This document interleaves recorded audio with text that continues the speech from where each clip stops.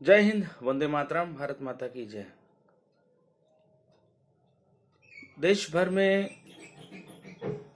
मस्जिद और मज़ारों को लेकर के हिंदू पक्ष के द्वारा ये दलील दी जा रही है और कोर्ट में एफिडेविट दिया जा रहा है कि यहाँ पे पहले हिंदू मंदिर था।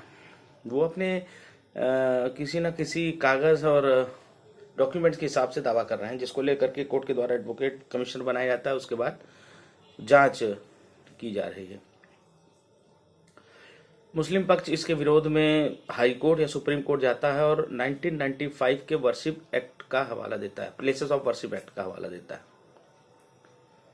प्लेसेस ऑफ वर्शिप एक्ट को लेकर के इनके वकील ये कहते हैं कि प्लेसेस ऑफ वर्शिप एक्ट के मुताबिक 1947 के पहले जो यथास्थिति थी उससे छेड़खानी नहीं हो सकती। और दूसरा पक्ष उसमें एक पॉइंट और जोड़ता है जो कानून सम्मत है, जिसको जस्टिफिकेशन पूर्व CGI of India, chief justice of India DY Chandrachud ने भी कहा था कि छेड़खानी नहीं हो सकती उस मोनूमेंट उस चीज़ों से, लेकिन जो उसका जो सर्वे है उससे नहीं रोका जा सकता है कि उसका धार्मिक स्ट्रक्चर क्या था, ये जानने से नहीं रोका जा सकता। सवाल मेरा सिर्फ इतना है, लेकिन किसी प्रवक्ता ने इस सवाल की ओर जवाब की ओर ध्यान नहीं दिया कभी, कि प्लेसेस ऑफ वर्शिप एक्ट के मुताबिक आप किसी का धार्मिक जो कैरेक्टर वो नहीं चेंज कर सकते। लेकिन सवाल ये, जब वक्फ बोर्ड 1500 साल पुराने साउथ के मंदिरों पर दावा ठोकता है, तो 1947 के पहले जो मंदिर बना हुआ, यानी आज से 1500 साल पहले, उसका स्ट्रक्चर चेंज नहीं कर सकते, तो वक्फ बोर्ड उस पर दावा ठोक देता है, तो वो कैसे लीगल हो गया? वक्फ बोर्ड के मुताबिक वो कैसे लीगल हो गया? उनका दावा कैसे मान लिया जाता है?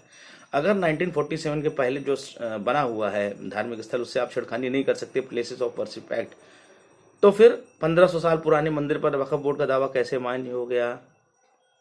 तमाम धार्मिक स्थलों का हो गया कैसे?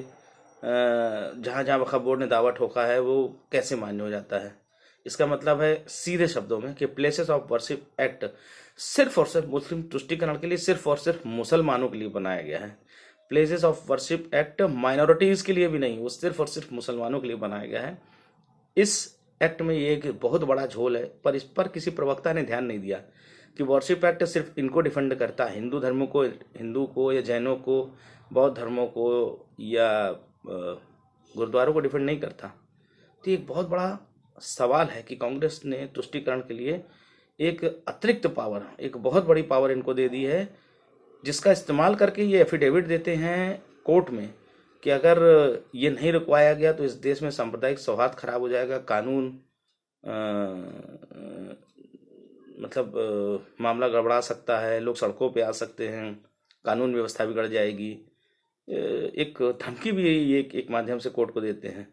तो एक बहुत बड़ा सवाल है कि प्लेसेस ऑफ वर्शिप एक्ट जो फ्रॉड है इस देश के साथ, जो 1995 में बड़ी मजबूती के साथ इसको कांग्रेस की सरकार पीवी नरसिम्हा राव ने मजबूत किया। मेरा निवेदन है सरकार इस पर विचार करे और इस कानून को, जो कि गैर संवैधानिक है, संविधान की मूल भावना से छेड़खानी करके बनाया गया है, और बाबा साहेब के संविधान में इस प्लेसेस ऑफ वर्शिप एक्ट का जब कोई उल्लेख ही नहीं था, तो सरकार अगर 370 खत्म कर सकती है तो इस कानून को भी खत्म कर सकती है। दूसरा ये है कि जब किसी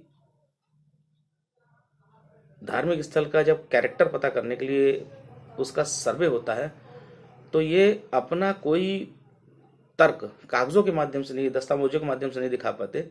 ये सिर्फ इतना तर्क देते हैं कि इससे हमारी धार्मिक भावनाएं हाथ होती हैं और इससे जो है बवाल हो जाएगा, कानून व्यवस्था खराब हो जाएगी। इसको लेकर के में भी एक बहुत बड़ा शक और सवाल दिमाग में पैदा होता है, और माननीय जजों के दिमाग में भी ये पैदा होता है।